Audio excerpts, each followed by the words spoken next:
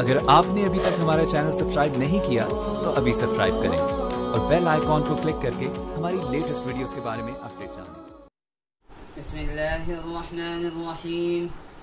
نحمده ونصلي على رسوله الكريم اما بعد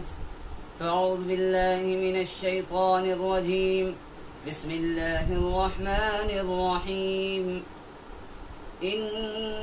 الذين يخشون ربهم بالغيب لهم مغفرة واجر كبير صدق الله مولانا العظيم وقال النبي صلى الله عليه وسلم من خبب امرأة على زوجها فليس منا أو كما قال عليه الصلاة والسلام۔ سامعین کرام، آج دنیا میں تمام لوگ پریشان ہیں۔ آج دنیا کی پوری امت کے اندر بگاڑ و فساد کا ایک وبا پھیلی ہوئی ہے۔ انہی بگاڑ و فساد کی وبا میں سے ایک سب سے بڑی وبا اور ایک سب سے بڑی مہلک بیماری جو آج ہمارے معاشرے کے اندر ہے، وہ بیماری یہ ہے کہ آج ایک انسان دوسرے انسان کا دشمن بنا ہوا ہے۔ آج ایک انسان دوسرے انسان کی خوشیوں کو دیکھنا نہیں چاہتا ہے، یہاں تک کہ آج دنیا میں ایسے لوگ بھی ہیں جو ان کی بیویوں کو ان کے خاوند کے خلاف بھڑکاتا ہے،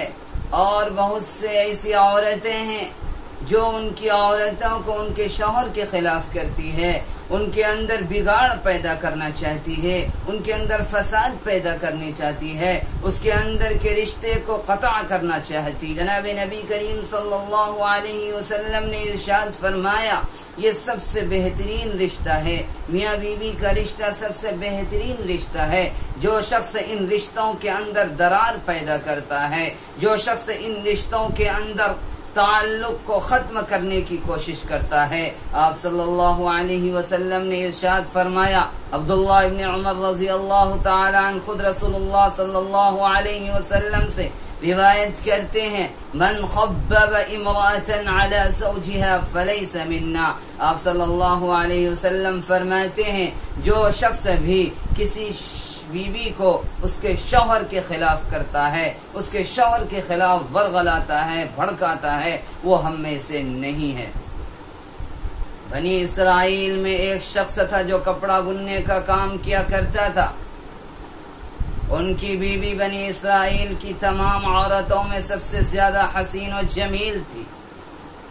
اور ان کے حسن و جمال کا شہرت جب پورے بنی اسرائیل میں پھیلا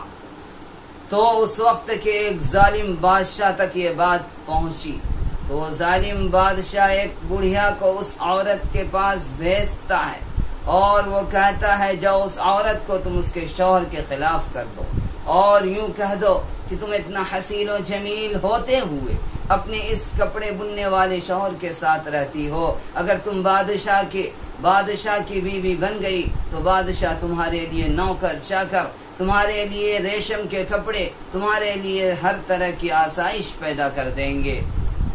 لہٰذا وہ بڑھیا اس عورت کو ورغلاتی ہے، اس کے شوہر کے خلاف کرتی ہے۔ جب شوہر گھر لوٹتا ہے تو وہ اپنے شوہر کے لیے جو روزانہ بستر تیار کیا کرتی تھی، روزانہ ناشتہ تیار کیا کرتی تھی، روزانہ افطار کا انتظام کیا کرتی تھی، آج وہی عورت کچھ نہیں کر رہی تھی، تو وہ شوہر فرماتا ہے، اے بد اخلاق، تو کب سے اس طرح ہو گئی؟ اس سے پہلے تو نے ایسا کبھی نہیں کیا ہمارے ساتھ، آج تجھے کیا ہو گیا؟ وہ عورت کہتی ہے، بس جو میں نے اب تک آپ کے لیے کر لیا وہی کافی۔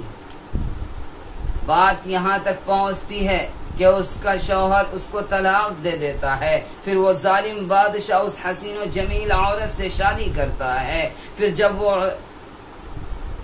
حجلہ عروسی میں پہنچتا ہے، جب وہ اس کے کمرے میں داخل ہوتا ہے تو داخل ہوتے ہی وہ نابینا ہو جاتا ہے، یہاں تک کہ وہ حسین و جمیل عورت بھی نابینا ہو جاتی ہے۔ جب وہ ظالم بادشاہ دیکھتا ہے کہ میں اب تو نابینا ہو گیا تو اپنے ہاتھوں کو اس کو چھونے کے لیے بڑھاتا ہے تو ان کے ہاتھ خشک ہو جاتے ہیں، ان کے ہاتھ شل ہو جاتے ہیں۔ جب وہ عورت دیکھتی ہے کہ شوہر کے ساتھ ایسا ماجرا ہے تو وہ عورت اپنا ہاتھ اپنے شوہر کی طرف بڑھانے کی کوشش کرتی ہے، یہاں تک کہ ان عورت کا ہاتھ بھی خشک ہو جاتا ہے، شل ہو جاتا ہے۔ تو یہ بات اس وقت بنی اسرائیل کے ایک نبی کے پاس یہ بات پہنچتی ہے اور اس سے لوگ کہتے ہیں یہ ماجرا کیا ہے؟ تو نبی وذریعہ وحی اللہ سے کہتا ہے اے مالک الملک، یہ ماجرا کیا ہے؟ آخر ایسا کیوں ہوا؟ تو اللہ تعالیٰ فرماتا ہے یہ انسان سمجھتا تھا کہ میں انسان کو نہیں دیکھتا ہوں، حالانکہ اللہ تعالیٰ خود قرآن کریم میں ارشاد فرماتا ہے ان اللہ علیم بذات الصدور، کہ میں تو تمہارے دل کی باتوں کو بھی جانتا ہوں، تم دل کے اندر جو چیزیں وہم بھی پیدا کرتے ہو، تمہارے دل کے اندر جو خیالات آتے ہیں میں ان تک بھی رسائی کرتا ہوں، تم اس طرح کی حرکت کر کے مجھ سے نہیں بچ پاؤ گے۔ لہذا اللہ تعالیٰ ان دونوں کو کبھی معاف نہیں کیا، کیونکہ ان دونوں نے ان کپڑا بننے والے کے ساتھ بہت ہی غلط حرکت کیا تھا۔ لہذا اللہ تعالیٰ ہمیں اس معاشرے سے حفاظت